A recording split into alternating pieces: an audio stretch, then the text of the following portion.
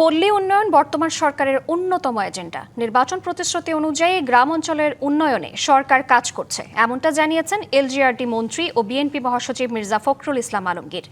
সকালে রাজধানীর সিরডাপ মিলনায়তনে আন্তর্জাতিক পল্লী উন্নয়ন দিবস ও সিরডাপের ৪৭তম প্রতিষ্ঠাবার্ষিকী উপলক্ষে আয়োজিত অনুষ্ঠানে কথা বলেন তিনি।